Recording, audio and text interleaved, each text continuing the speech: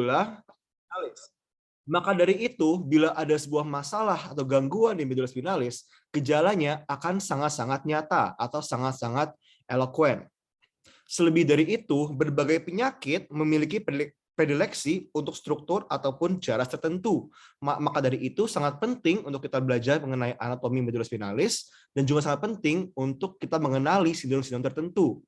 Karena dengan kita tahu anatomi dan kita tahu sindrom-sindrom yang dapat muncul pada gangguan medulla spinalis, kita dapat mempercepat dan juga mempermudah pendekatan diagnostik kita.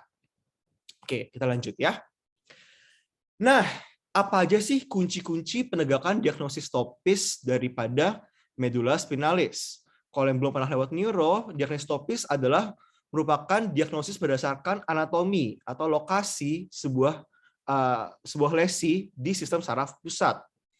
Pertama, yang sangat penting adalah kemampuan pemeriksaan neurologis, terutama dalam bidang motorik dan juga sensorik.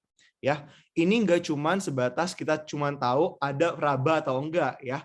Kita juga harus tahu gimana periksa untuk nyeri, gimana kita periksa untuk suhu, gimana kita periksa untuk propriosepsi dan bagaimana kita mau periksa untuk vibrasi.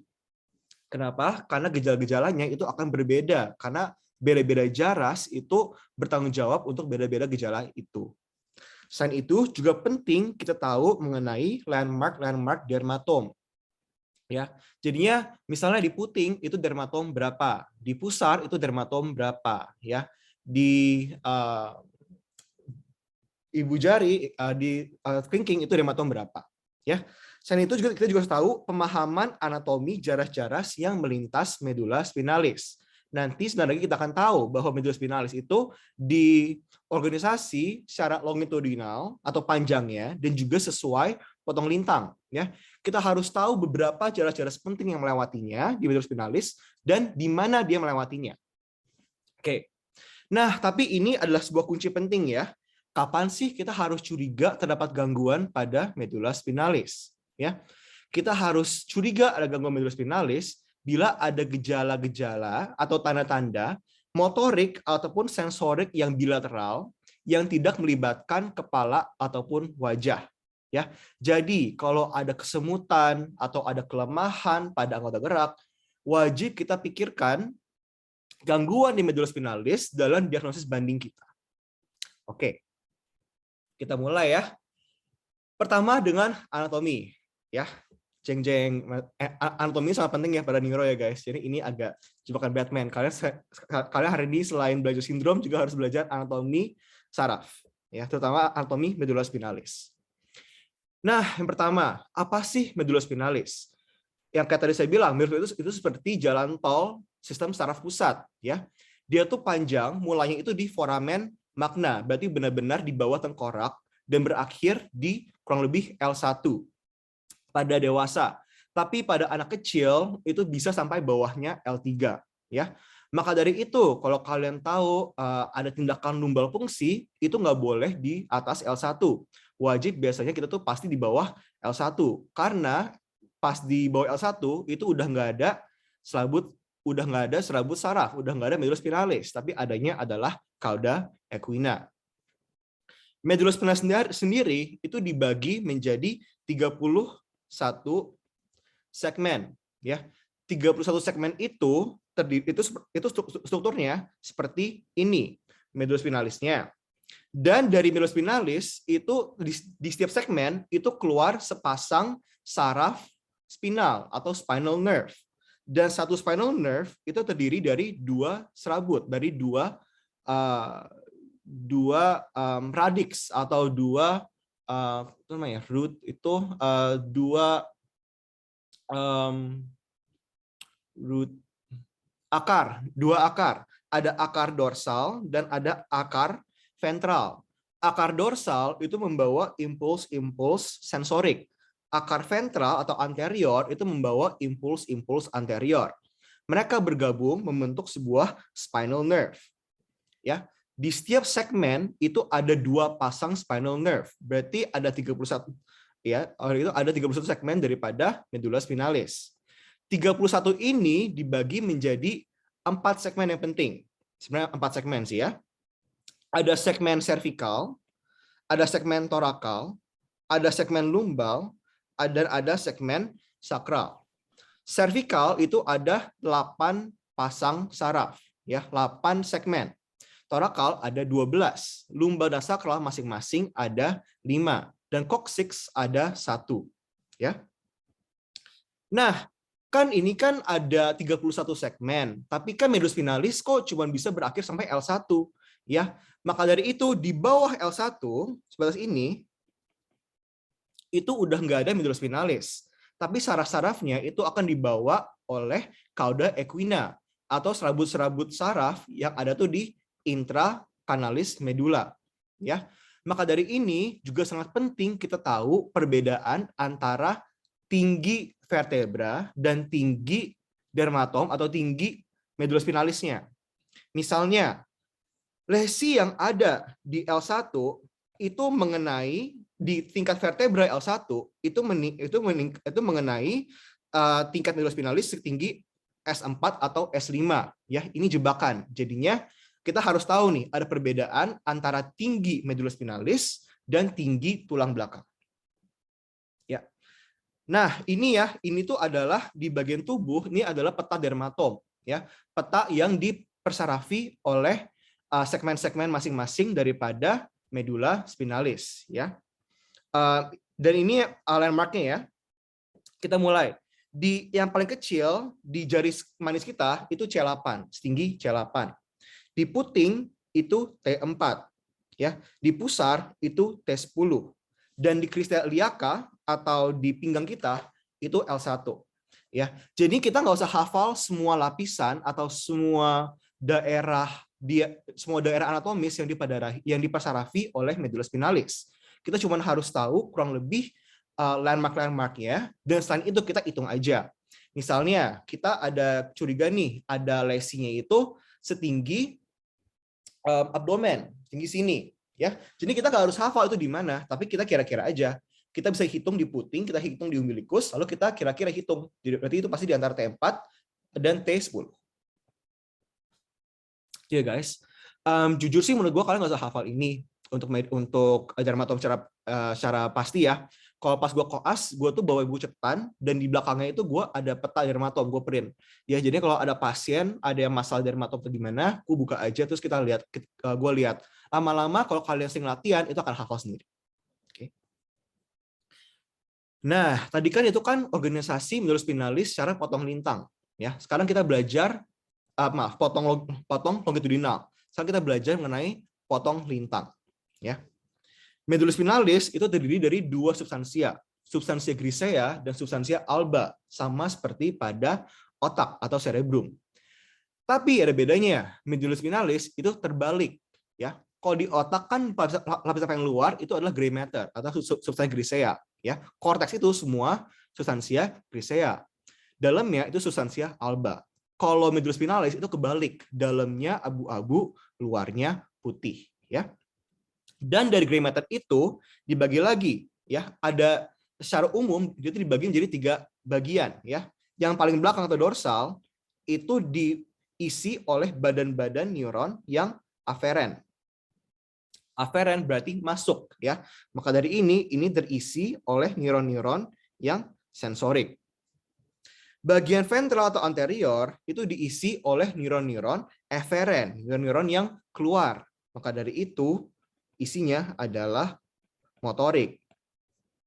Lateral ini ada itu di tengah-tengah, ya, tapi dia keluarnya nanti barengan sama motorik, dan dia itu diisi oleh neuron-neuron otonom, ya. Tapi penting untuk diketahui, kornu lateral itu enggak selalu ada di setiap lapisan daripada medula spinalis. Dia hanya paling jelas di level torakolumbal. Kenapa? Itu adalah tempat keluarnya saraf-saraf simpatis. Tapi yang selalu ada adalah dorsal dan ventral ini.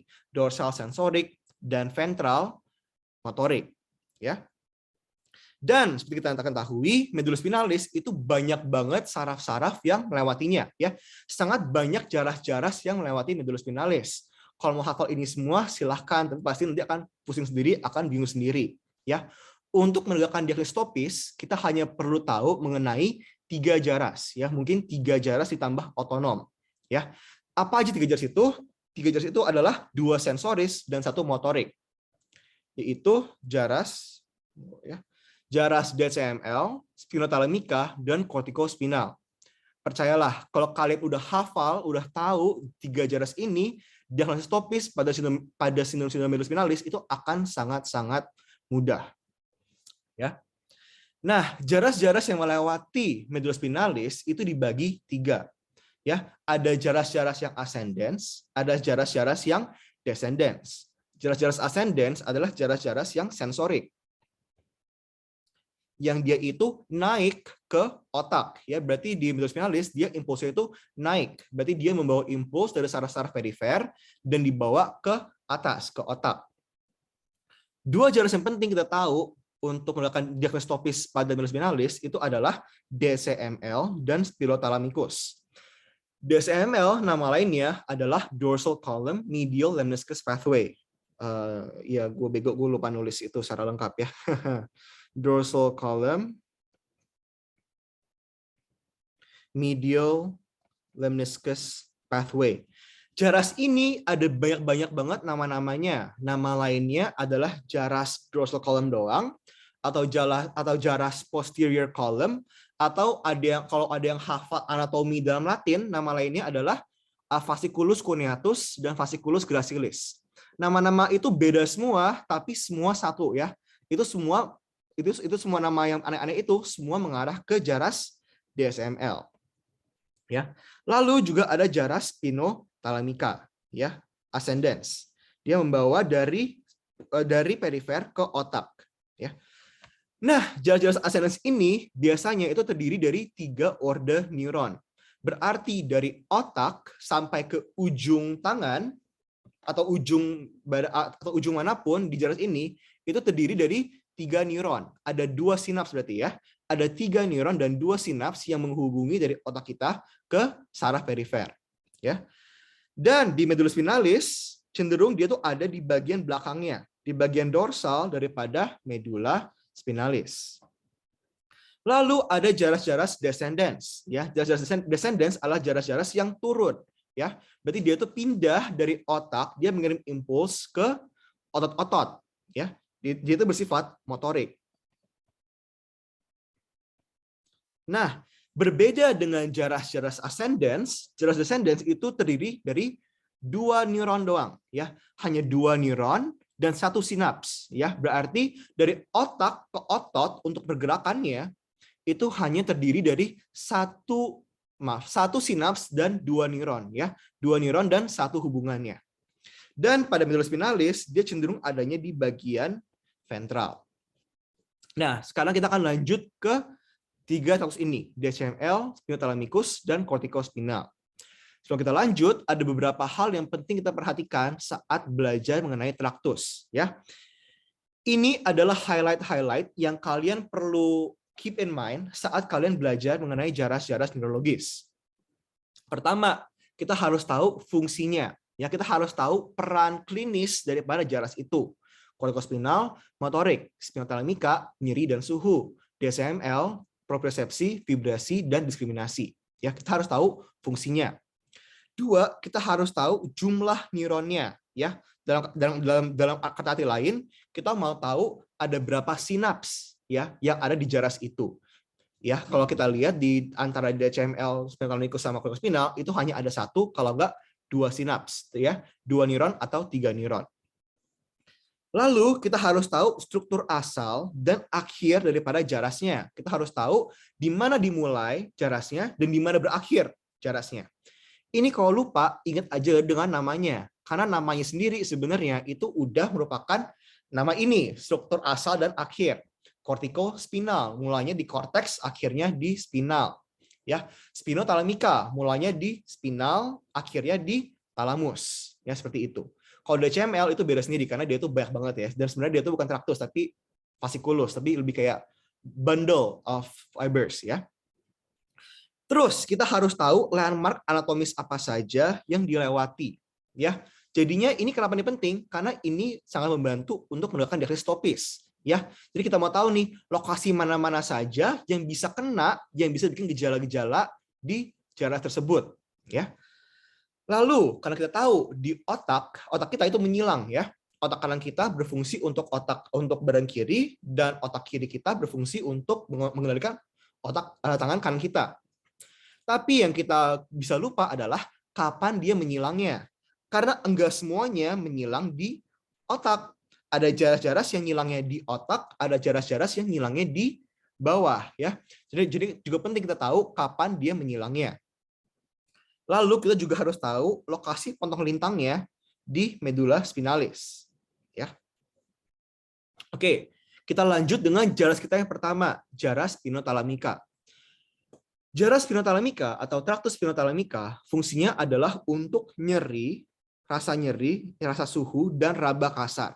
Ya, dapat dibilang ini itu semacam jaras primitif untuk sensoris. Ya, sensoris yang paling esensial, yang paling diperlukan itu dapat dibawakan oleh jaras spinotalamik.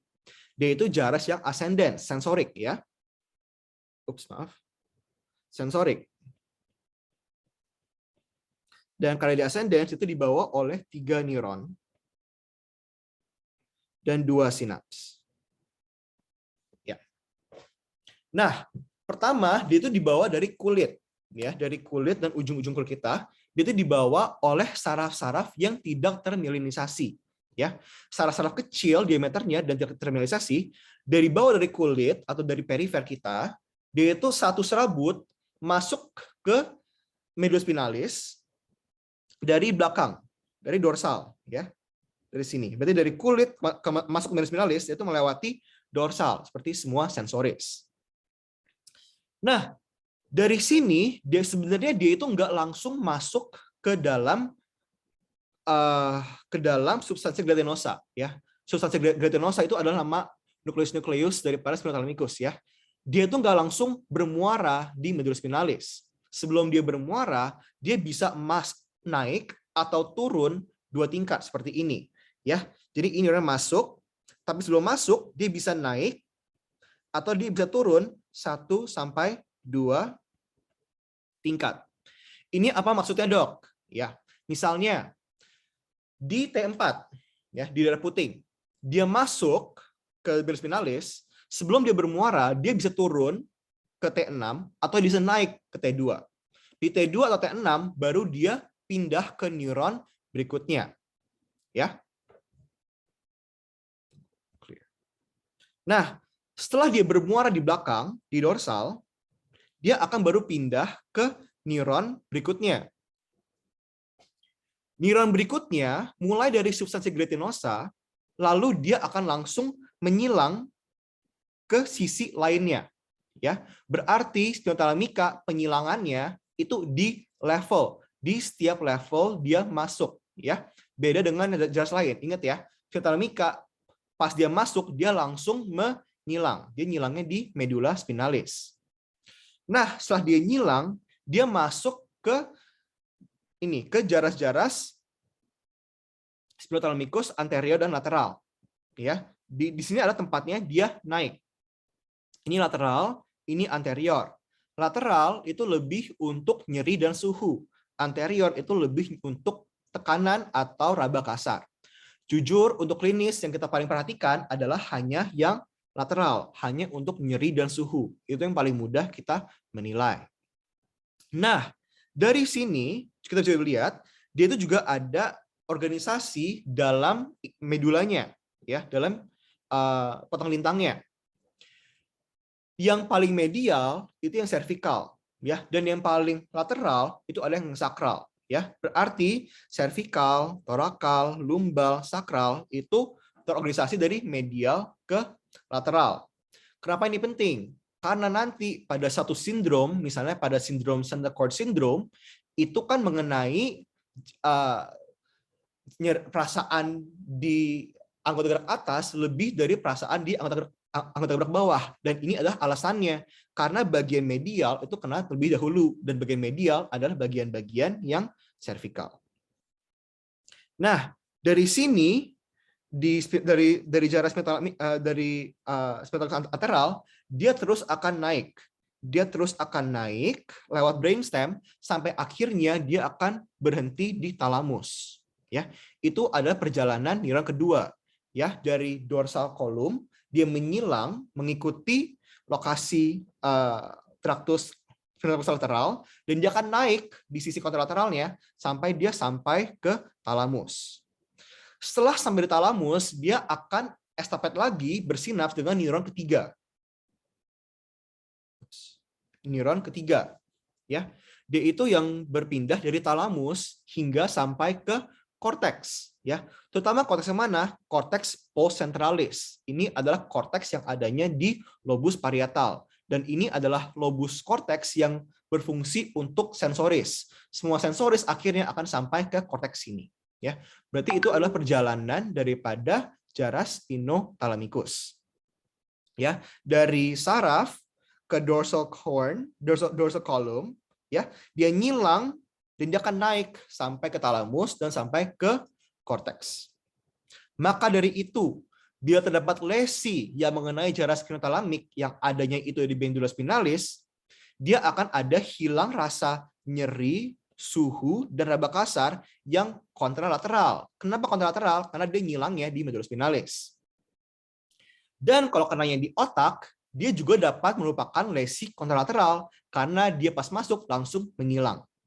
Jadinya kapan sih ada lesi-lesi spinothalamik yang ipsilateral? Ya, cuman pada level pas dia masuk. Ya, kalau lesinya itu pas dia masuk, itu bikin lesi yang ipsilateral. Tapi kalau lesinya itu di atas dikit, yang pasti udah ngilang, lesinya pasti akan udah kontralateral. Ya. Berikut jaras kedua adalah jaras DSML, dorsal column medial lemniscus pathway. Ya, ini adalah level tertinggi daripada sensoris. Ya, kalau kalian mau tahu ada gangguan sensoris yang lebih ribet, misalnya kayak propriosepsi atau vibrasi atau diskriminasi, ya, itu adalah fungsi daripada DSML. Ini adalah fungsi-fungsi sensorik yang lebih tinggi, yang lebih ribet. Ya. Perjalanannya juga mirip, ya. Dia mulai dari kulit, tapi bedanya dari kulit dia itu dibawahi oleh akson-akson yang besar dan akson-akson yang termyelinisasi. Ya. Tapi langkah pertama itu mirip dengan spinothalamikus. Dari kulit dia akan dibawahi dan dia akan masuk juga lewat dorsal. Setelah lewat dorsal, dia akan langsung ke dorsal horn, tapi bedanya dengan spinothalamikus, dia enggak bermuara di sini, ya. Ini masih satu saraf, ya. Masuk ke medula spinalis, langsung dia ke belakang, ya, langsung bagian dorsal yang ipsilateral, sisinya masih sama. Berarti masuk dari kanan, dia masih adanya di kanan, dan dia akan naik sampai dia di brainstem, terutama di medula spinalis, ya. Terus kita bisa lihat struktur potong lintang daripada SML itu beda daripada potong lintang daripada spinothalamikus. Kalau spinothalamikus kan paling medial servikal, paling ujung sakral. Kalau DSML dia itu terbalik, paling luar servikal, paling dalam sakral, ya. Berarti dari leher, dada, punggung, pantat itu dari luar ke dalam. Paling luar servikal, paling dalam sakral. Nah, dan fun fact, ini adalah alasannya DSML ada nama lain. Kan tadi kan nama latinnya adalah fasciculus gracilis dan fasciculus cuneatus. Ya, sebenarnya mereka merupakan sebuah struktur yang sama, tapi gracilis dan cuneatus itu nama yang lebih spesifik lagi. Fasciculus cuneatus membawa impuls-impuls sensorik, vibrasi, propriosepsi, dan diskriminasi dari bagian servikal dan torakal. Nama lainnya ekstremitas atas. Fasciculus gracilis membawa dari lumbal dan sakral. Nama lainnya ekstremitas bawah. Gimana hafalnya? Kalau mau hafal latinnya, ingat aja di kaki, di tungkai itu ada otot namanya itu otot gracilis. Jadinya fasciculus gracilis, otot gracilis berarti dari anggota gerak bawah. Ya, seperti itu hafalnya. Nah, setelah dia berhenti di nukleus di medula spinalis, dia akan bersinaps dengan neuron berikutnya. Di mana sinapsnya? Sinapsnya itu di dua nukleus, nukleus gracilis dan nukleus cuneatus. Ya. Setelah dia bersinaps, dia langsung akan menyilang. Ya, dia langsung akan nyilang ke sisi lainnya. Berarti misalnya ini dari tangan kanan masuk ke medulus spinalis sisi kanan, naiknya di jaras dorsal column DCML sisi kanan. Tapi pas sudah sampai brainstem, dia baru pindah ke sisi kiri. Ya. Tapi dari sini juga mirip. Setelah dia masuk, dia menyilang, dia juga akan langsung ke talamus. Kenapa di talamus? Karena talamus itu disebut sebagai sensory highway of the brain. Semua jaras-jaras sensorik itu pasti akan lewat talamus. Dan semua di situ udah sampai ke jaras yang kontralateral. Ya. Nah, dari talamus dia akan bergabung dengan jaras spinothalamikus. Ya, dan dari situ dia akan langsung ke gyrus postcentralis. Ya, berarti dalam nama lain jaras DCML dan spinothalamikus pas di talamus ke atas itu gabung menjadi satu bundle, satu jaras. Nama jarasnya adalah jaras talamokortikal. Iya, fun fact ya, seperti itu. Oke, dan dia ada di belakang ya guys, di belakang seperti ini. Nah, boleh karena itu kalau ada lesi yang mengenai DCML di medula spinalis, dia ada gangguan propriosepsi, gangguan vibrasi, dan gangguan diskriminasi yang ipsilateral, yang sisinya sama dengan lesinya. Tetapi kalau dia di otak, kan dia udah nyilang. Jadi lesinya adalah sebuah lesi kontralateral. Terakhir, jaras yang kita harus tahu untuk memahami topis daripada medulus spinalis adalah jaras kortikospinal. Dan menurut saya ini adalah jaras yang paling penting. Fungsinya adalah untuk jaras-jaras untuk fungsi motorik, untuk kita dapat kendali otot kita, ya. Dan karena dia motorik, dia itu ada 2 neuron, 1 sinaps, ya. Hanya 2 neuron dan hanya ada satu hubungan di antaranya, ya. Apa yang penting ya? Kayak itu doang sih ya. Oke. Nah, kita lihat ya. Nah, kalau descendants itu mulai dari atas ke bawah ya. Berarti kan kalau tadi kan DSM spinothalamikus kita mulai dari kulit ya, dari perifer. Kalau sekarang karena kita bicara motorik yang arah ke bawah, kita bahas dari atas, dari otaknya. Ya. Jaras kortikospinal mulanya itu dari korteks, terutama dari korteks dari gyrus presentral. Ini adanya di lobus frontal. Kalau tadi pada DSML sama spinothalamikus ada kan di lobus parietal. Ini adanya di lobus frontal, di homunculusnya, ya. Nah, setelah itu dia akan turun dari korteks ke substansia alba, ya. Di sini bagiannya adalah corona radiata. Setelah ini dia akan melewati celah-celah white matter atau celah-celah substansia alba yang ada di ganglia basalis, yang di daerah situlah. Ya, ini namanya adalah kapsula interna. Setelah kapsula interna, dia akan turun ke brainstem, ya, batang otak. Di sini itu ada beberapa percabangan, ya. Ini apa percabangan ya? Ini adalah percabangan-percabangan kortikobulbar atau cabang-cabang nervi craniales, saraf-saraf cranial nerves, ya. Misalnya kayak saraf nervus 3, 4, 6, saraf nervus 5 bagian motorik, saraf nervus 7, 12 ya, semua akan bercabang di brainstem, ya. Tapi sebagian besar tetap akan turun ipsilateral, ya. Nah, di sini sampai dia di medula oblongata, ya, pas di perbagian di perantara antara batang otak dan brainstem, batang otak dan medula spinalis, pas di bordernya dia akan menyilang. Penyilangan ini namanya adalah desusatio pyramidalis. Desusatio pyramidalis menyilangnya di bawah, lebih inferior daripada desusatio sensorik yang tadi, ya. Benar-benar dia tuh paling bawah, guys, ya. Dan ini ada desusatio pyramidalis, ya. Di mana kurang lebih 85-90% daripada semua jaras kortikospinal akan menyilang, ya. Dan pas dia menyilang, masuk ke medulus spinalis, dia masuk ke sebelah sini, ya. Jarak di traktus kortikospinalis lateral, ya. Semua yang penting itu ada di sini, ya. Jaras-jaras kortikospinal untuk tangan, untuk kaki, semuanya itu ada di lateral, ya. Nah, Dok, gimana tentang 5 sampai 5-15% jaras-jaras kortikospinal yang nggak menyilang, ya. Dia itu masuk ke traktus kortikospinal yang anterior, yang sebelah sini. Jujur menurut saya dia tuh nggak penting. Kenapa? Karena dia itu mempengaruhi otot-otot untuk leher, dada, dan perut, ya, sebagian dari perut. Kenapa nggak penting? Karena nggak bisa dinilai secara klinis. Karena kamu bisa minta pasien angkat tangan dan kamu bisa ngukur kekuatan tangan. Tapi kalau kekuatan dada gimana, kan gini-gini gitu kan agak lucu ya. Lu periksa gimana periksanya ya.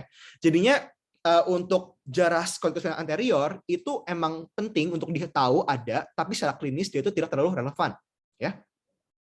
Nah, tetap dia masuk ke lateral dan dia akhirnya akan bermuara di bagian anterior, di anterior horn. Di sini, di tanduk anterior, dia akan bersinaps dengan neuron berikutnya, neuron nomor 2. Neuron nomor 2 itu yang langsung dari medulus spinalis langsung ke otot. Itu juga semua satu serabut saraf. Ya, seperti itu. Ya, ini adalah fungsi untuk jaras-jaras untuk otot, pergerakan otot yang volunter. Maka dari itu, bila ada lesi kortikospinal yang ada di medulus spinalis, dia adalah kelemahan motorik UMN atau kelemahan motorik upper motor neuron yang adanya tuh di ipsilateral, ya. Kenapa? Karena dia ngilangnya di atas. Berarti kalau lesinya di medulus spinalis dia udah ngilang. Berarti sisinya akan sama dengan klinisnya. Tetapi kalau lesi di otak sebelum dia ngilang itu adalah lesi yang kontralateral. Berarti kalau ada lesi stroke di sisi lobus kanan, dia akan ada hemiparese sinistra, hemiparese kiri. Nah, lesi-lesi yang ada di nervus pertama yang dari korteks sampai ke anterior, sampai sebelum anterior horn, kalau ada lesi di sini, dia itu membuat lesi motorik yang UMN, upper motor neuron. Berarti dia akan ditemukan spastik, akan ditemukan hiperrefleksia, akan ditemukan refleks patologis. Tapi kalau lesinya itu di bawah, di sini ya, di LMN, di anterior horn sampai ke otot, dia adalah sebuah lesi LMN atau lower motor neuron. Ya, namanya itu lower dan upper. Upper di otak, lower di spinal cord dan ke bawahnya. Ya. Oleh karena itu ditemukan lesi-lesi yang flasid, hiporefleksia, dan dapat ditemukan atrofi dan juga fasikulasi. Nah, apa sih dasarnya UMN atau lesi LMN?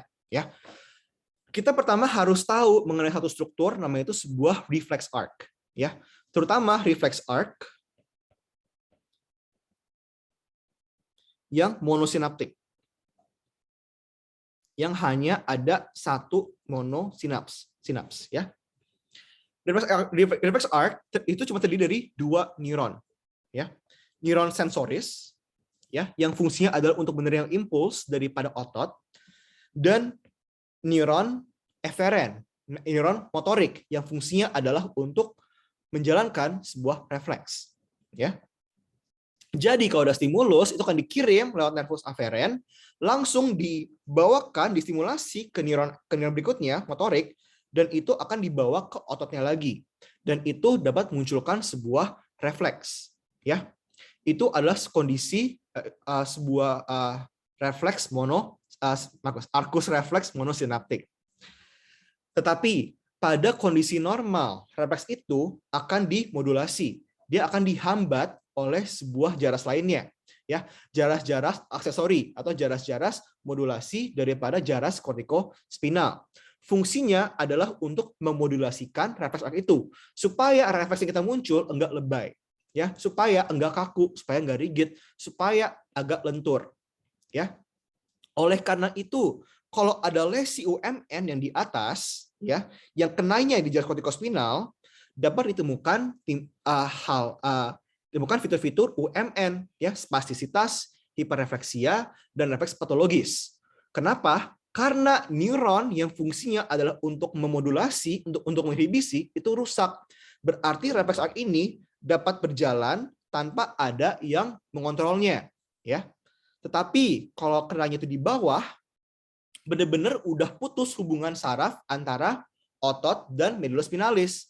Udah nggak ada saraf yang dapat mengontrol ototnya. Oleh karena itu timbullah flasiditas atau letoy, timbullah hiporefleksia, dan timbullah atrofi dan juga fasikulasi. Ya, ini adalah dasar anatomis daripada lesi UMN dan LMN. Nah, tadi kan gue bilang kan cuma perlu 3 jaras ya. Ada jaras metalamicus, jaras DSML, dan jaras kortikospinal. Tapi gue agak bohong, ada satu lagi jaras yang penting. Tapi ini yang kita harus tahu cuma satu hal ya. Jaras-jaras otonom itu adalah jaras-jaras yang sangat-sangat nggak jelas perjalanannya. Ya, secara umum itu dibagi 2. Ada jaras simpatis, ada bagian simpatis, maaf. Ada bagian parasimpatis. Parasimpatis itu ada dari T1 sampai dengan L2. Parasimpatis itu ada dari S2 sampai S4. Secara klinis, jaras ini itu tidak penting, ya. Kutip-kutipnya nggak penting, ya. Dia itu penting banget untuk fungsi, tapi untuk penilaian klinis dia itu enggak penting banget, ya.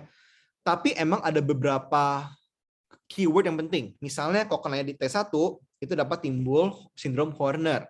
Kalau kena di T6 ke atas itu dapat timbul autonomic dysrefleksia.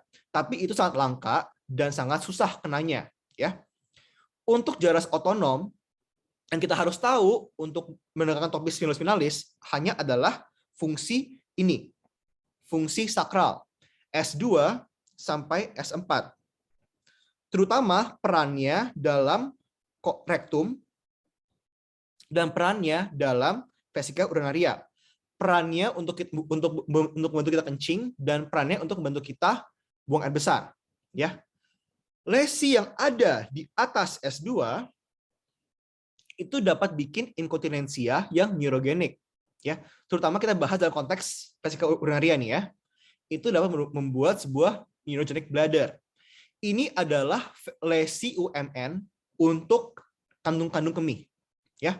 Apa yang dimaksud oleh neurogenic bladder? Dia akan mengisi secara sendiri dan setelah dia udah diisi sampai beberapa ambang, dia akan langsung mengosongkannya sendiri. Ya, itu emang ada refleksnya. Berarti dia akan isi kencingnya sampai cukup berapa volume, dia akan mengeluarkan kencingnya. Berarti pasiennya akan ngompol, ya, ngompol dan mengisi. Ya, berarti tidak ada nggak ada konstipasi lah, nggak ada penyimpanan, nggak ada penyimpanan kencing secara berlebihan lah. Dia tuh akan ngompol secara rutin.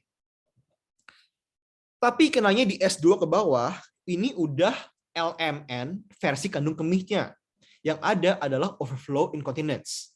Di level ini, kandung kemih kita itu udah nggak ada sarafnya yang untuk pengendalikannya. Berarti benar-benar kantung kemih kita itu hanya sebuah kantong, ya, hanya diisi oleh air sama kencing. Dia penuh, dia akan bocor-bocor dikit-dikit, ya. Ini mikir aja kayak lu tuh lagi isi cangkir di wastafel, lu itu sampai airnya penuh pun dia akan bocor-bocor keluar, ya. Itu adalah overflow incontinence, ya. Kalau neurogenic bladder itu masih ada refleksnya dan pasien masih akan ngompol secara rutin, ya. Itu adalah 2 hal yang kita harus ingat mengenai jarak otonom. Di atas S2 di atas S2 lesinya neurogenic bladder. Di bawah S2 ke bawah overflow incontinence. Dan satu hal lagi yang penting kita harus tahu mengenai jaras-jaras otonom adalah dia harus kena bilateral. Harus kena dua-duanya sampai ada gejala nyata seperti ini, ya. Jadi kita nanti lihat ada beberapa sindrom yang hanya kena setengah atau sebagian, itu nggak akan ditemukan gejala-gejala otonom. Ya, gejala otonom harus kena dua-duanya, harus bilateral. Oke. Oh ya, gue tulis ternyata, ya, harus bilateral. Nah, sekarang kita masuk ke masing-masing sindrom medula spinalis. Sebelum kita masuk lagi ke bagian masing-masing sindrom, diingat, sindrom spinalis itu ada 2 jenis. Ada yang segmental, ada yang non-segmental. Apa perbedaannya, Kak? Segmental, dia itu ada tingkatnya lesinya. ya, berarti ada barangnya, ya. Misalnya contohnya adalah tumor atau infeksi atau stroke, ya, atau kista, ya, atau ada fraktur, ya. Pokoknya kalau ada barangnya, kalau dia kena di satu tingkat, itu adalah sebuah segmental, sebuah lesi segmental. Berarti di atasnya normal, di bawahnya nggak normal. Lalu ada yang non-segmental. Kalau ini biasanya tidak ada level. Ya. Contohnya apa? Contohnya adalah penyakit-penyakit aneh, penyakit-penyakit sistemik. Misalnya kayak penyakit metabolik seperti defisiensi vitamin B12. Ya. Itu kan kalau ada defisiensi metabolik, kan dia kan nggak kena di satu tingkat kan, tapi dia cenderung kenanya itu seluruh medulus spinalisnya. Ya. Itu bisa bikin lesi yang non-segmental. Atau juga misalnya ALS, amyotrophic lateral sclerosis. Itu kan semua masalah genetik, dan itu kenanya itu bukan di satu tingkat, tapi kenanya itu di seluruh medulus spinalis. Justru seluruh aspek kenanya. Berarti gejalanya itu nggak ada level, atas bawah semua sama. Contoh lainnya itu sebenarnya yang utama itu doang ya. Vitamin B12 sama ada ALS. Juga bisa sih yang aneh-aneh kayak sifilis ya, tabes dorsalis, ataksia Friedrich ya, itu bisa muncul sebagai hal-hal yang non segmental ya. Berarti ingat itu aja ya. Segmental ada tingkatnya ya, ada atas normal, di bawah nggak normal. Segmental nggak ada tingkatnya ya, cenderung penyebabnya adalah penyebab sistemik ataupun penyebab metabolik ya. Pertama, kita mulai dengan sindrom complete core transaction ya. Berarti ini kenanya ada di semuanya. Sebelum kita lanjut, ada nggak yang kira-kira mau tebak gejalanya apa aja? Berdasarkan dari DCML, spinothalamikus, sama motorik. Apa sih gejalanya yang dapat timbul di complete core transaction? Ada yang mau jawab? Please guys, supaya aktif. Kacang itu untuk dimakan, bukan untuk dilakukan.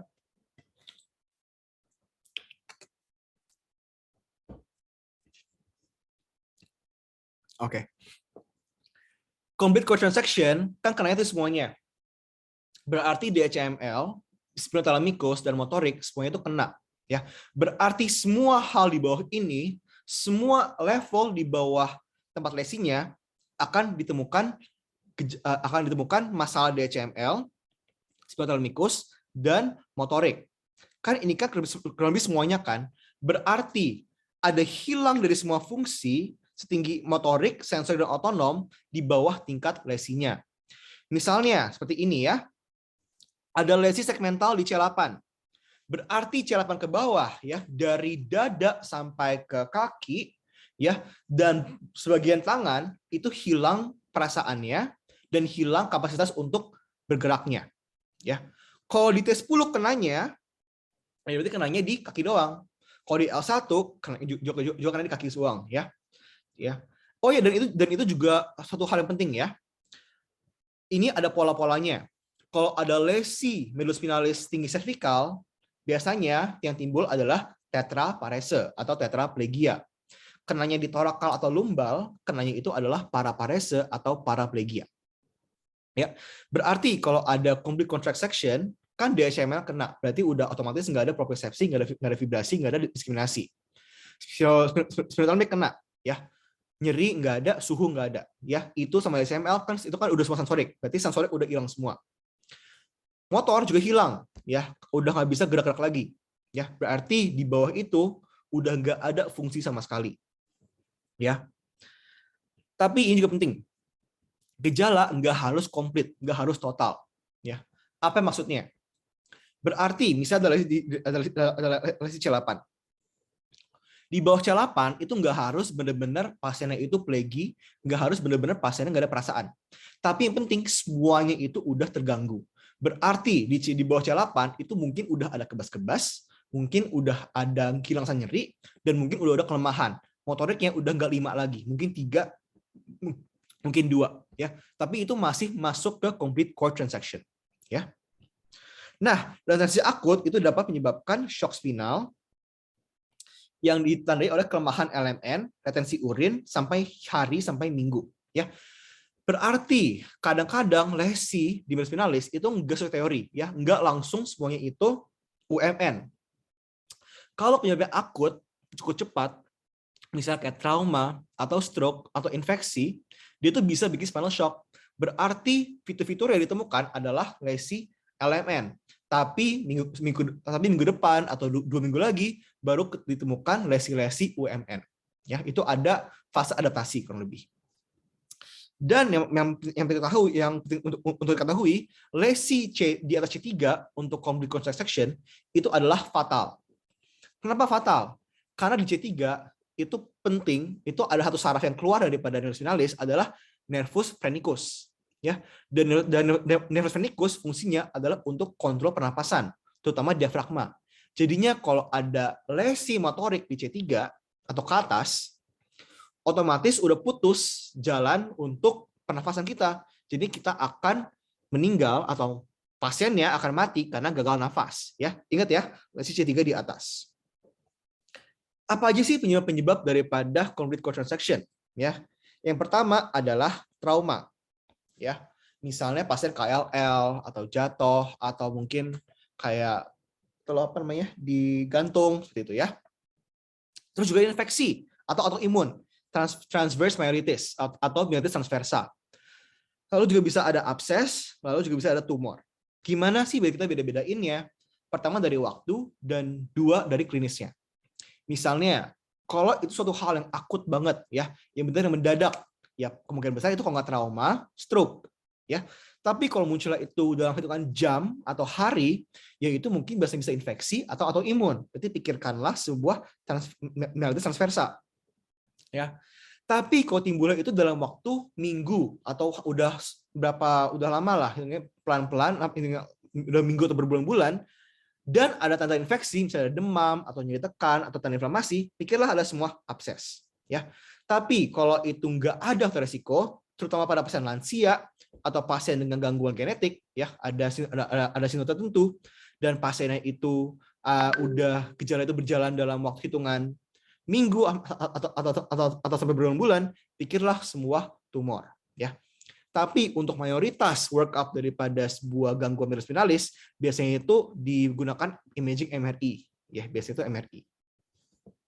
Nah, itu adalah complete contraction ya. Ini adalah paling gampang karena sebenarnya kena. Ya. Berikutnya adalah sindrom Brown-Séquard. Brown-Séquard kenanya itu di setengah. Jadi kira-kira gejala apa aja yang kena? Ya. Coba kita tracing per traktus. Oh ya, sama gue lupa. Kalau di complete contraction itu pasti ada otonom ya. Karena kan kena itu semuanya, berarti juga pasti ada gangguan otonom yang urinary incontinence yang neurogenic bladder. Ya. Nah, Brown-Séquard kenanya itu setengah, ya. Berarti karena itu di DCML, karena itu di corticospinal tract, dan karenanya di spontaneous. DCML akan membuat gangguan propriosepsi, vibrasi, dan diskriminasi yang ipsilateral. Corticospinal tract juga akan membuat kelemahan yang ipsilateral. Tractus hypothalamus akan membuat kehilangan rasa nyeri dan suhu yang kontralateral. Kenapa? Karena dia nyilangnya pas dia masuk, ya. Berarti kita konfirmasi ini adalah yang ditemukan, ya. Kelemahan yang ipsilateral, gangguan propriosepsi, vibrasi, dan diskriminasi yang juga ipsilateral, dan ada gangguan hilang rasa nyeri dan suhu yang kontralateral. Ya. Dan kalau kita lihat di sini, ini ada sebuah bagian yang agak aneh ya, misalnya pada motorik. Kenapa ada perbagian spastik sama flasid? Karena di tempat dia kena lesinya, itu pasti akan membuat lesi LMN. Karena anterior hornnya itu terkena. Terus di sini, kenapa juga ada bagian di mana semua gejala sensorik itu kena? Karena itu ada, kayak tadi saya bilang, ada bagian spinothalamic yang kenanya itu ipsilateral. Ya, karena itu pas tempat dia menyilang sebelum dia ke sisi lainnya. Dan di situ akan ditemukan lesi yang ipsilateral juga. Dan di situ ada overlap antara gangguan sphenothalamus dan HML, dia akan membuat lesi yang total sensorisnya. Dan kalau kita perhatikan, ini ada jejak ya. Ada jejak ini ya. Sebelum sphenothalamus mulanya itu di bawah, itu ada jejak 1 sampai 2 dermatop. Ini kenapa penting tadi saya jelaskan mengenai sebelum sphenothalamus masuk, dia tuh ada naik atau turun dulu 2 level ya. Ini adalah ini adalah akibat daripada naik atau turunnya sphenothalamus 2 level itu ya. Nama kerennya status itu yang dia naik turun namanya adalah posterolateral tract of Lissauer ya, atau Lissauer's tract ya. Tapi kalau nggak mau hafal, ingat aja pokoknya sphenothalamus sebelumnya masuk naik atau turun 2 level ya. Ipsilateral corticospinal dan DCML kontralateral sphenothalamus ya. Dan Brown-Séquard jarang sekali ada inkontinensia urin atau inkontinensia alvi. Kenapa? Karena untuk otonom, untuk gejalanya jelas, itu perlu bilateral. Tapi, kalau kena satu sisi, bisa aja gejala-gejala otonom muncul. Tapi gejalanya itu sangat-sangat ringan. Ya. Berarti bukan gejala yang benar-benar ngompol, bukan benar-benar ada anuria, atau retensi urin, tapi gejala ringan, misalnya tuh kayak gejala LUTS, kayak gejala-gejala iritasi, ya itu bisa tiba timbul, ya kalau kenanya itu ipsilateral. Apa aja penyebab daripada Brown-Séquard? Paling sering adalah trauma, misalnya seperti trauma tajam, trauma tusuk atau trauma tembak, ya pokoknya trauma di medulla spinalis, ya. Selain itu juga bisa akibat demyelinisasi, ya contohnya adalah pada MS. Ya, ini adalah 2 penyebab Brown-Séquard syndrome yang paling sering. Tapi jujur, Brown-Séquard syndrome itu sangat-sangat langka. Jadi ini 2, walaupun dia itu paling sering penyebab Brown-Séquard, masih sangat langka ya, masih jarang banget pasiennya ditemukan di poli atau di rumah sakit. Ya. Kapan kita pikir MS? Kalau pasiennya itu muda, ya, pasiennya itu wanita, ya, pasiennya itu nggak ada faktor resiko tumor, nggak ada faktor stroke ya, pokoknya pasien itu kesannya sehat ya, itu kita pikir sebuah autoimun, terutama MS kalau ada seperti ini ya, sindrom Brown-Séquard. Lalu ada tumor yang ekstramedula, berarti ini adalah tumor yang berasal dari tulang atau dari dura yang menekan medulla spinalis. Lalu juga bisa herniasi diskus ya, tapi ini agak jarang ya. Lalu juga bisa infeksi kayak mielitis, tapi kenanya itu belum full, baru setengah-setengah, ya. Itu juga bisa. Berikut adalah sindrom posterior cord. Kalau posterior cord kenanya itu adalah sepertiga posterior, ya, sepertiga posterior daripada medulla spinalis. Seperti ini. Yang kena cuma 2 traktus yang penting. DCML dan juga corticospinal. Di mana DCML kenanya itu jauh lebih banyak kenanya daripada corticospinal. Ya. Kenapa? Pertama, lokasinya ya, karena ini kan dari dorsal. Dan kedua, satu penyebab daripada posterior cord syndrome adalah defisiensi B12. Dan dia itu secara preferensial lebih berdampak daripada saraf-saraf yang mirip berat seperti pada di DCML. Ya. Nah, dan biasanya dia kenanya adalah bilateral. Berarti apa yang kita temukan pada klinisnya adalah gangguan propriosepsi, vibrasi dan diskriminasi yang bilateral. Dan juga dapat ditemukan kelemahan yang perlahan timbulnya juga yang bilateral di bawah level. Misalnya kalau kenanya itu di T4 misalnya ya. Di bawah T4 itu dapat muncul pelan-pelan kesemutan, dapat muncul pelan-pelan kelemahan. Tapi sphenothalamusnya kan nggak kena nih. Ya. Berarti fungsi rasa nyeri dan suhu masih normal. Ya. Itu adalah fitur-fitur daripada posterior cord syndrome. Ya, di bawah lesi ada motorik spastik, ada hipestesi, vibrasi, propriosepsi, tapi nyeri dan suhu masih normal. Dan karena ini kenanya sepertiga posterior, harusnya nggak ada gangguan otonom. Ya. Sebenarnya guys, posterior quotient yang murni sebenarnya cuma kena seperti ini. Kena itu cuma di sini doang sebenarnya. Tapi pelan-pelan dia bisa menyebar sampai kena ke otak juga, ya. Seperti pada sini. Ya. Apa penyebabnya? Yang paling sering adalah SCD atau subacute combined degeneration, ya. Apa itu subacute combined degeneration? Dia adalah defisiensi vitamin B12, ya, dan dia defisiensi vitamin B12 yang diakibatkan oleh malnutrisi atau anemia pernisiosa atau diet yang vegan misalnya, ya. Pertama, keluhan yang paling sering adalah kesemutan di ujung-ujung jari yang pelan-pelan naik, ya, ke kaki dan lain-lain, dan disertai kelemahan.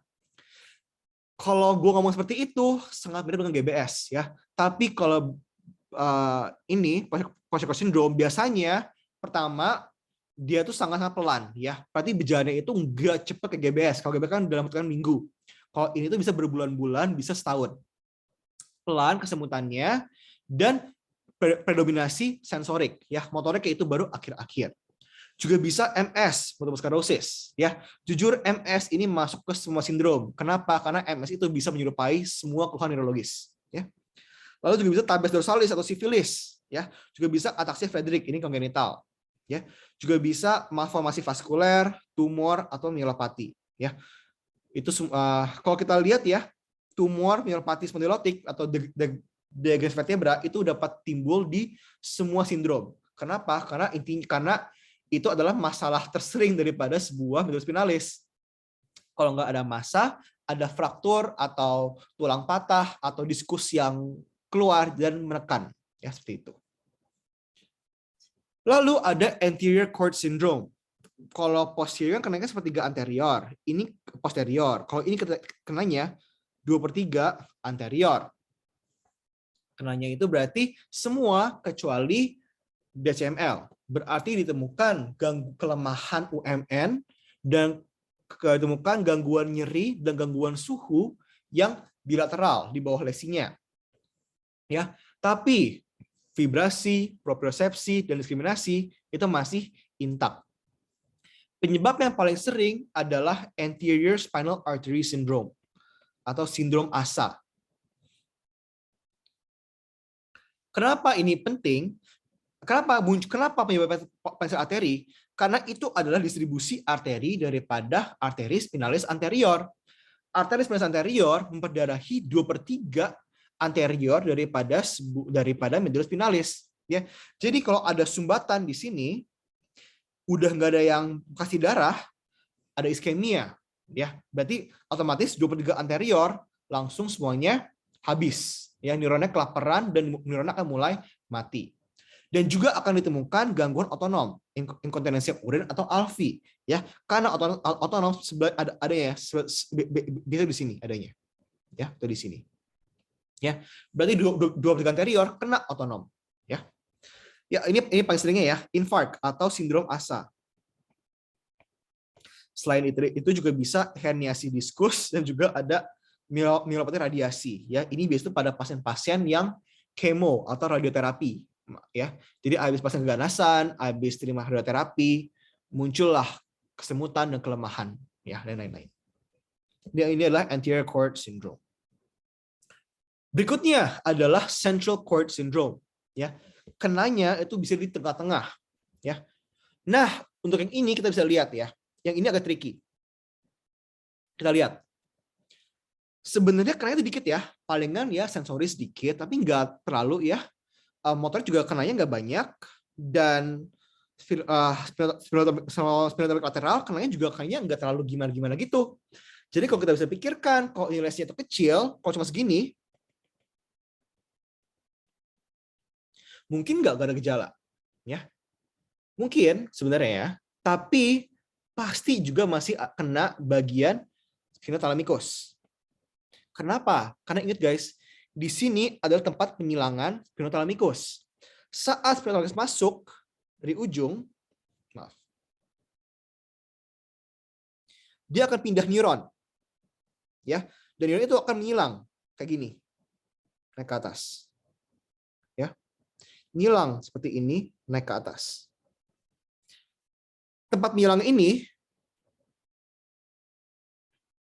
namanya adalah commissura anterior. Ya, dia itu sangat dekat dengan central canal. Jadinya kalau ada central cord syndrome, gejala yang pertama adalah parestesi, terutama tuh hipestesi, nyeri dan suhu di pola cape-like distribution. Ya, berhubungan kena di spinothalamikus. Seperti ini gejalanya. Ya. Loh, kok Kak, Dok, kenapa dia itu kenanya itu enggak total sampai bawah? Ya. Karena lesi spinothalamikus ngilangnya itu per level. Jadi cuma kena di bagian-bagian yang ngilang. Yang di bagian-bagian di bawah yang lateral yang udah di sini neuronnya kan nggak terhambat oleh central cord syndrome itu. Maka dari itu dia nggak terkena, ya, nggak ada defisit. Maka dari itu kenanya itu hanya di suspended sensory level atau cape-like distribution. Ya. Cape-like distribution, distribusi seperti jubah. Ya, karena itu kayak orang pakai jubah. Ya. Nah, tapi kalau dia cukup parah, dia baru timbul nyinggung ke jarah-jarah sampingnya. Akhirnya akan kena ke kortikospinal juga. Maka dari itu, gejala utamanya memang adalah hilang rasa nyeri, suhu sekitar dekat lesi. Tapi juga dapat ditemukan kelemahan motorik yang melibatkan anggota atas lebih dari bawah. Kenapa? Karena cervical itu lebih medial. Ini pertama lebih kena oleh central cord syndrome. Dapat juga ditemukan inkontinensia urin, tapi hanya pada stadium lanjut, hanya bila lesinya udah cukup parah. Ya, vibrasi dan propriosepsi umumnya normal. Ya, umumnya dia tuh enggak terkena oleh central cord syndrome. Penyebab daripada central cord syndrome ini juga spesial. Dia itu satu-satunya yang sangat berbeda dari penyebab lain. Dari yang lain ya, dari total section, dari Brown-Séquard, dari anterior cord syndrome, dari posterior cord syndrome, penyebabnya mirip-mirip. Kalau nggak trauma, iskemia, tumor, abses, degenerasi diskus, atau degenerasi vertebral. Central cord syndrome, dia itu beda sendiri. Penyebab yang paling sering adalah syringomyelia, kalau nggak tumor intramedula. Ya, ini adalah penyebab yang paling klasik. Ya, apa itu syringomyelia? Syringomyelia itu adalah kista di kanalis centralis. Berarti ini kan sebenarnya kan ada ruang ya, ruang CSF di sini. Kalau ada degenerasi, dia itu bisa melebar kayak balon, ya. Dan itu menyebabkan syringomyelia, ya. Lalu juga bisa tumor intramedula, tumor yang benar-benar berasal di dalam. Paling sering contohnya adalah ependymoma, ya. Itu adalah kalau syringomyelia timbul dewasa, ya. Tapi juga bisa pada lansia, pasien tua banget, bisa timbul akibat cedera hiperekstensi. Ya, mungkin habis jatuh atau gimana, dia lehernya terlalu terekstensi, itu bikin sebuah kelemahan dan dapat menyebabkan sebuah kista. Ya, intinya penyebabnya adalah dari dalam ya. Kalau dari yang lain kan penyebabnya dari luar yang menyerang spinal cord. Kalau central cord syndrome penyebabnya dari dalam sampai keluar. Nah, lalu ada pure motor syndrome, ya. Jujur ini tuh aneh banget dan ini tuh hampir kalian mungkin nggak ketemu sehari-hari, ya. Ini kenanya itu spesifik pada corticospinal dan anterior motor horn. Ya, berarti keluhannya itu murni hanya keluhan motorik, ya.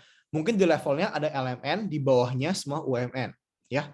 Tapi kalau ALS, kalau kayak spastic paraplegia itu karena kan hanya murni UMN, itu semua UMN, ya.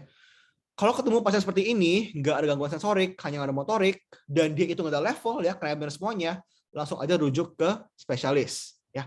Penyebab yang paling hits daripada penyebab ini adalah ALS, ya, Lou Gehrig's disease, yang ada itu siapa namanya itu, yang punya yang pintar banget, Stephen Hawking, ya. Nah, dua terakhir adalah pertama adalah conus medullary syndrome, ya. Ini kenanya itu di level S2 ke bawah, ya. Dia itu kenanya itu di bagian medullus spinalis terminal, ya. Benar-benar pas sebelum medullus spinalis berubah menjadi cauda equina. Apa yang dapat ditemukan? Pada prinsipnya sama persis seperti pada lesi-lesi lainnya yang di atas. Tapi berhubungan ini kenanya tuh di S2 sampai S4, ada gejala-gejala spesial. Yang pertama adalah gangguan otonom. Urin atau ALFI itu timbulnya tuh lebih cepat pada di sini, ya. Terutama yang overflow incontinence, yang benar-benar kencingnya itu kayak bocor-bocor, ya. Dan ada juga ditemukan saddle anesthesia, ya.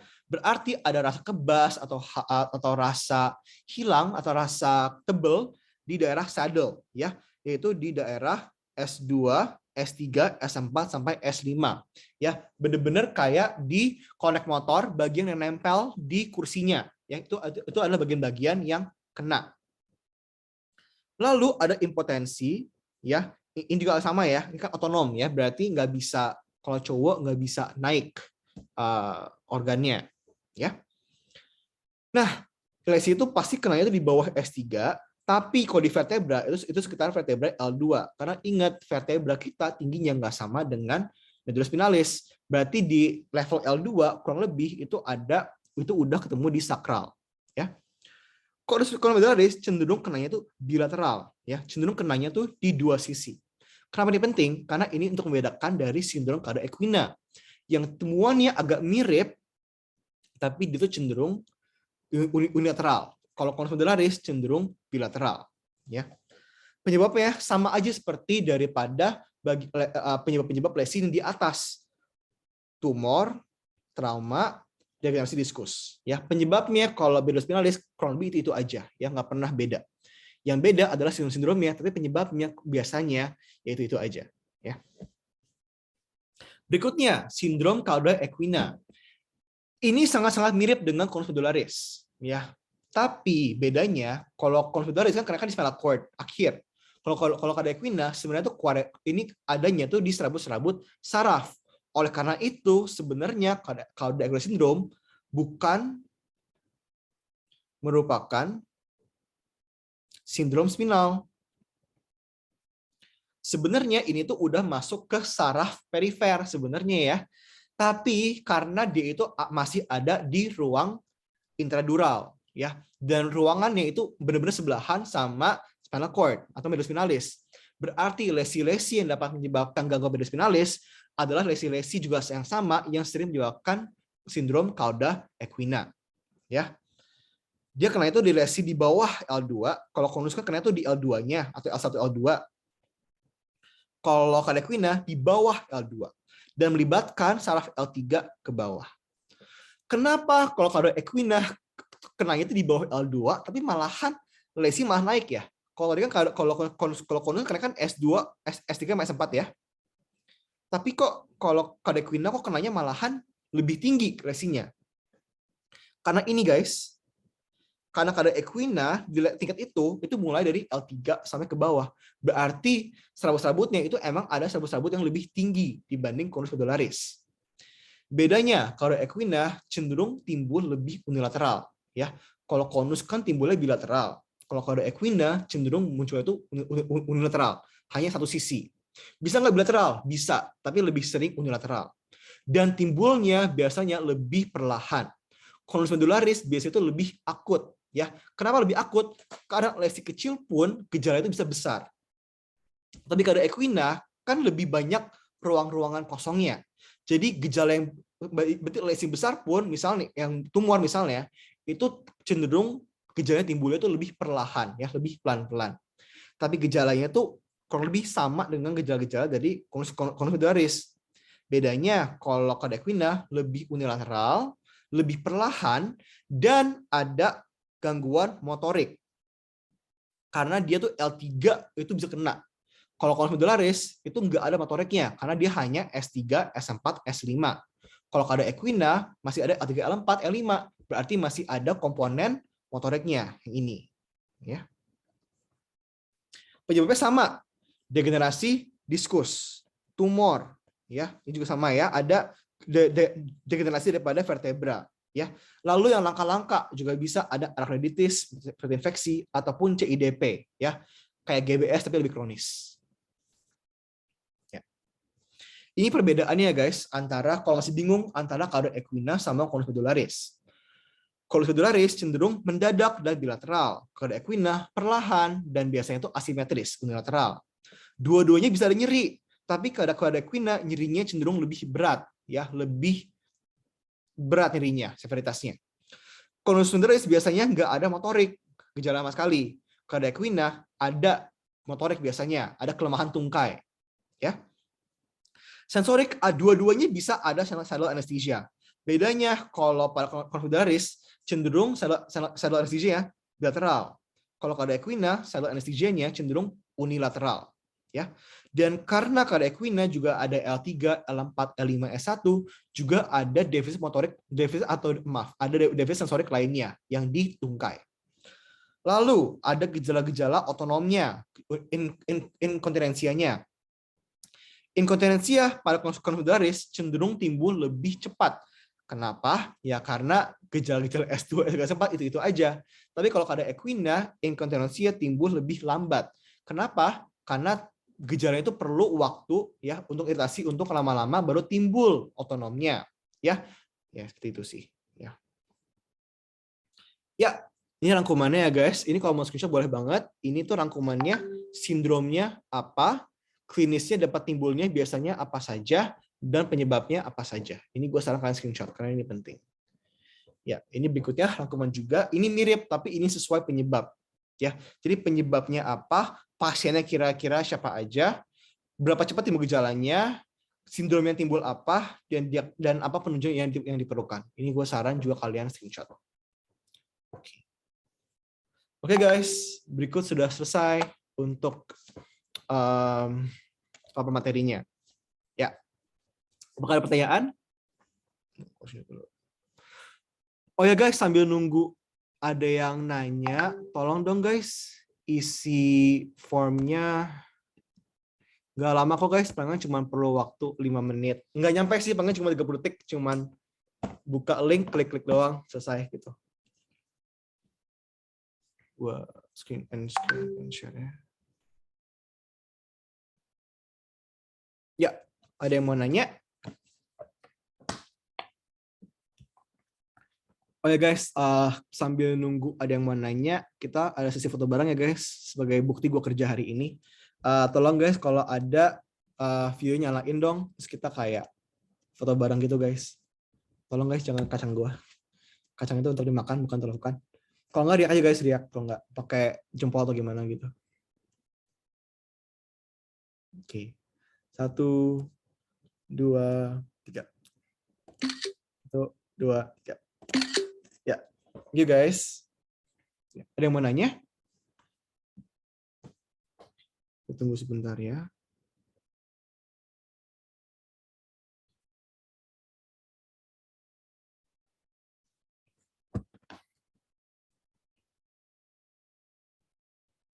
Drop izin tanya. Oke. Oke. Untuk ini ada nanya mengenai referensi yang saya baca ya. Untuk atau mungkin neuro secara umumnya. Kalau untuk topis misalnya kayak anatomi, yang gue sarankan adalah DUS. Ini gue